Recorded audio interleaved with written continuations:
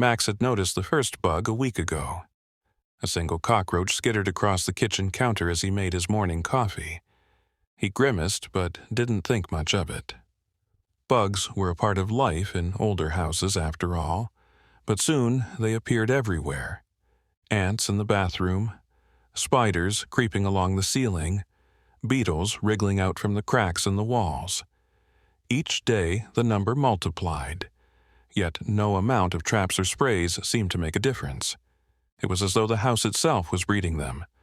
Max's wife, Laura, reassured him it was nothing. "We'll call an exterminator next week," she said, her voice dismissive but strained. By then, the insects had begun to fill the house, crawling into cupboards, under the bed, and even in their clothes. The couple spent nights in terror, feeling the prickle of legs against their skin, always jumping at the slightest brush of something in the dark. One night, the scratching noises from the walls grew louder, as if something was clawing its way out. Max woke up drenched in sweat, feeling something crawling across his legs. He kicked the sheets away, horrified to see dozens of cockroaches scurrying off into the darkness. Desperate, he ran to the front door to escape the nightmare, but it wouldn't budge.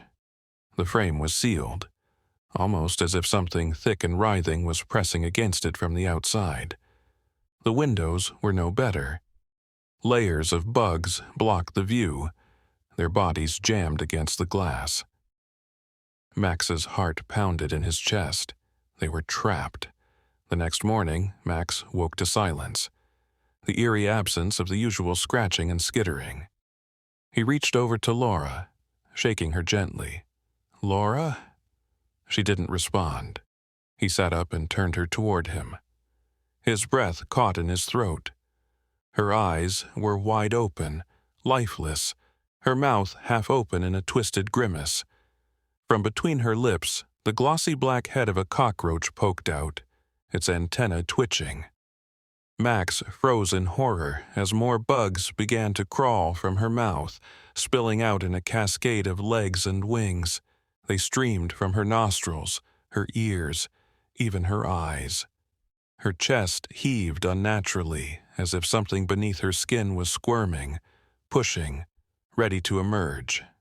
Max screamed, but the house swallowed the sound. The walls pulsed, alive with the movement of 1,000 creatures. The bugs weren't just in the house. They were in her. And now, they were coming for him.